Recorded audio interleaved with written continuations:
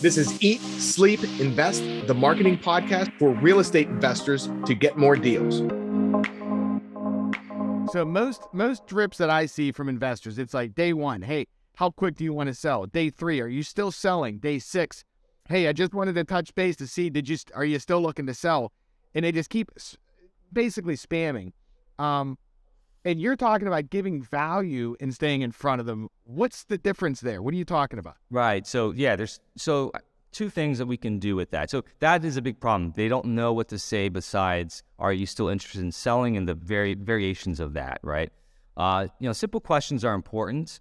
I do have simple questions like that, sprinkled in there because they kind of drive a response. The famous 9-word email, I forgot his name already. But little simple stuff like that I employ as well. But there's two things I do instead. We don't want to just bombard them with simple questions all the time. One is feature or benefit driven copy. So here's what I mean. A lot of investors, they assume like a cash offer, like you give a cash offer to somebody and you tell them cash offer and they know exactly what that means. Well, cash offer is a feature that we give as investors. It's not a benefit. What does that cash offer mean for the actual seller?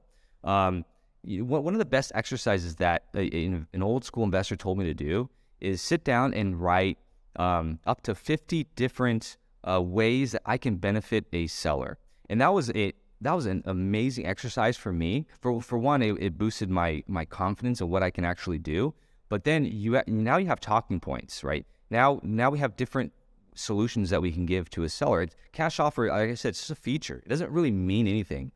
So for instance, I may send out a text or some form of text that says, hey John, this is Tim again, letting you know that we're still interested in buying your house, and you can leave all your unwanted things behind. Call me so we can lock in your price. So in that little text message, I have one feature in there, or one benefit, that you can leave all your unwanted things behind. So in each message, I have a list of about a dozen or so benefits that we can give as investors. So each message, I try to employ one, sometimes just two, but I try to keep it as low as possible. So one benefit in each text message to remind them what we can do for them. And what I choose depends on what bucket they're in, right? What lead bucket they're in, or what event bucket they're in. But that's one way. It's making sure that we're reminding them of the benefits that we can bring to the table to them. So we take for granted that we think that the seller assumes what the value that we bring, but we need to keep reminding them of the value that we bring. The other thing that I do very early on in buckets and sequences, and you're going to like this because it has a lot to do with digital, is I try to sell the click in some messages. I don't do it very often, but so if I have a sequence called offer too low, fixing themselves. So this is a bucket when you present the offer and they tell you, what, I'm just going to fix the house myself so I can get full value on the MLS. Okay, great. You drop them in that sequence. All the messages are tailored towards the pain points of fixing themselves. But early on in that sequence, I do have an article I send out. Like I send it right in the text message. I try to, the term in marketing and copywriting is selling the click. I try to sell the click, which is an article on, I think it's 5 points or 5 items that give you more money for your rehab items, or five items that give you the most money, I think it is. Well, the goal of that is for them to get on the click, to get on the website. And when they do that, you've heard the whole phrase, the whole philosophy that it takes multiple touches to win a deal, to win a lead.